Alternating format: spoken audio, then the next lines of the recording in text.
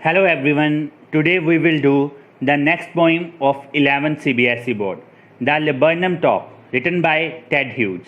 ये जो poem है, it is giving us a beautiful message of the exchange and the life going on cycle, the transformation of energy from one being to another one, and that is the cycle, how the life goes on.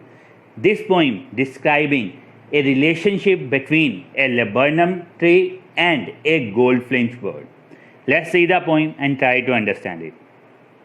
The laburnum top is silent, quite still. In the afternoon yellow September sunlight, a few leaves yellowing, all its seeds fallen. एक incident जो कि सितंबर afternoon में हुआ, that incident has been described by Ted Hughes very beautifully over here. Laburnum top जो था, जो laburnum tree जो था, वो उस येलो सितंबर सनलाइट में बिल्कुल साइलेंट था, क्वाइट स्टिल था. It was like death like silence over there.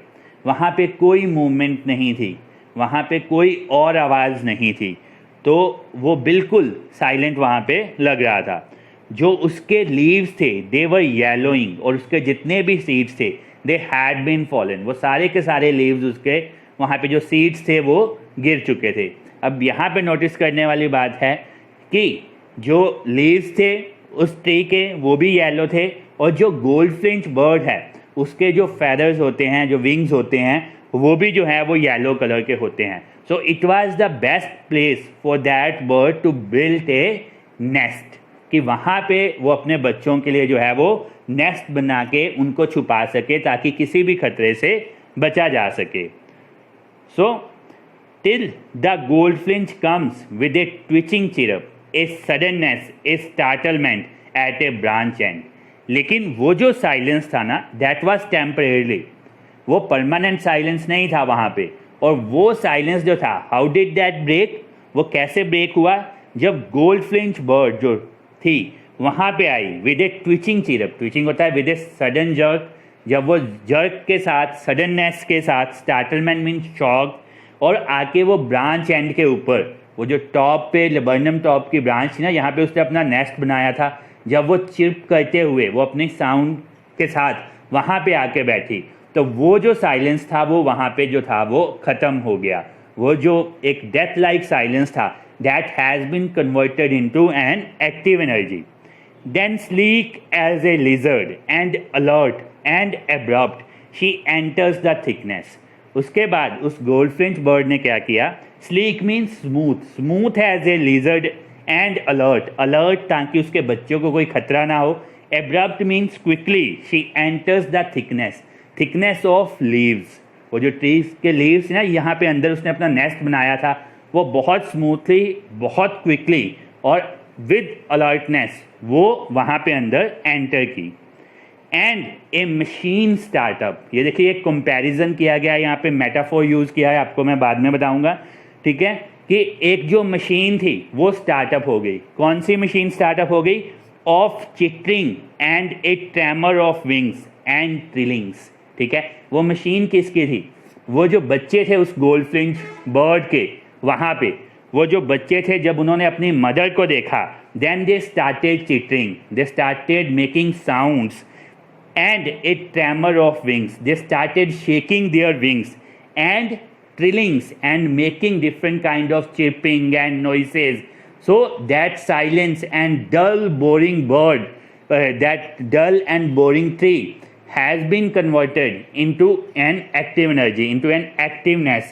That silence has been ended. The whole tree trembles and thrills. जो पूरे का पूरा ट्री था ना, that trembling, that was trembling. Thrills mean that was excited. Excited था वो वहाँ पे, क्योंकि वो जो साइलेंस था वो ख़त्म हो गया, वो जो डेथ लाइक साइलेंस था. Then it is the engine of her family. It is, engine किसके लिए यूज़ किया गया है, गोल्डफिंच बर्ड के लिए. कि ये जो गोल्डफिंच बर्ड था ना, वो एक तरह से अपनी फैमिली का जो था वो इंजन था. शी स्टॉक्स इट फुल, और जिस तरह से वो फ्यूल दिया जाता है, फ्यूल ऐड किया जाता है, गोल्डफिंच बर्ड ने जो अपनी ये जो फैमिली थी इसको फीड किया full then flirts out to a branch and, और पूरा खाना खिलाने के बाद अपने किड्स को, अपने बच्चों को, flirts out mean move quickly और केम आउट क्विकली, वो क्विकली जो ब्रांच एंड पे थी वो बाहर आई, showing her barred face identity mask, और वहाँ पे बाहर आके बैरेड उसका जो फेस है वो स्ट्राइपी होता है, मास्क यहाँ पे यूज़ किया गया है, covering for concealing of the face, जो उसका आइडेंटिटी मास्क होता है ये बर्ड का, उसने वो बाहर आके अपना जो फेस था वो बाहर दिखाया। Then with eerie delicate whistle chirp whispering she launches away towards the infinite, उसके बाद बाहर आने के बाद I mean strange, delicate mean soft, whistle chirp whispering, और वो विस्पर करती हुई, चिप करती हुई वो जो गोल्ड फिंच बर्ड थी, शी लॉन्चेज अवे, वो दोबारा से वहाँ से जो थी वो चली गई। अगर हम फर्स्ट लाइन पोइम की देखें ना, तो अगर हमसे ये क्वेश्चन भी पूछा जाए कि वो जो ट्री था वो साइलेंट क्यों था, क्योंकि वहाँ पे गोल्ड फिंच बर्ड नहीं था, ठीक है। अब जब वो गोल्ड फिंच बर्ड वहाँ से दोबारा से फ्लू अवे कर गया है तो वो दोबारा से वो साइलेंट हो गया है। And the laburnum subsides to empty, it diminishes to empty, वो दोबारा से जो है वो एम्प्टी हो गया वहाँ पे। अब वहाँ पे दोबारा से वो जो एक डेथ लाइक साइलेंस था वो दोबारा से वहाँ पे जो था उसने उसको कवर कर लिया उस प्लेस को।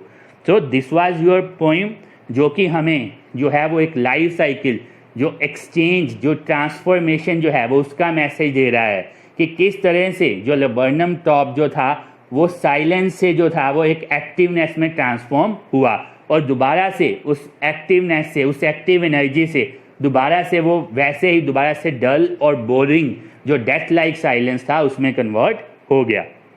आइए अब इसके वर्ड मीनिंग देखते हैं। Twitching, sudden jerk movement, startlement, shocked, abrupt, rapid, trilling, chirp sound, thrills, feeling of excitement, flirts out, lead out, या फिर आप मूव आउट क्विकली भी कह सकते हो, स्टॉक्स, टू ऐड फ्यूल, यहाँ पे है to feed the family, barred, stripy, airy, strange, subsides, diminishes. चलिए अब इसके पोइटिक डिवाइसेस देखते हैं। एलिट्रेशन, एलिट्रेशन हमें पता है जब सेम कॉन्सोनेंट साउंड्स जो हैं वो यूज़ किए जाएं तो उस पोइटिक डिवाइस को एलिट्रेशन कहते हैं। इस पोइम में सितंबर सनलाइट को यूज़ किया गया था। फर्स्ट स्टैंजा में आपको याद होगा कि जो सीन था वो डिस्क्राइब किया गया था सितंबर सनलाइट का। तो एस और एस जो सेम सिमिलर साउंड है वो यहाँ पे हैं, तो इस पोइटिक डिवाइस को हम एलिट्रेशन कहते हैं। Simile, simile is a poetic device where a comparison is made by using as or like. Simile में कंपैरिजन किया जाता है एज या लाइक यूज करके। इस पोइम में यूज किया गया है sleek as a lizard, smooth as a lizard. Metaphor, metaphor is again a comparison but without using as or like. Metaphor में बिना एज या लाइक यूज किए कंपैरिजन किया जाता है। यहाँ पे यूज किया गया इंजन ऑफ हर फैमिली, जो गोल्डफिंच बर्ड्स ना उसको अपनी फैमिली का इंजन कहा गया बिना एज या लाइक यूज किए। Personification, when a non living thing is compared like a human being और treated like a human being. Tree trembles and thrills, यहाँ पे ट्रीज को जो था वो ट्रैम्बल और थ्रिल्स एक्साइटेड बताया गया लाइक ह्यूमन बीइंग। तो ये पोइटिक डिवाइस जो था वो था पर्सोनिफिकेशन। ओके, आई होप कि आपको ये पोइम क्लियर होगी। Thank you very much everyone.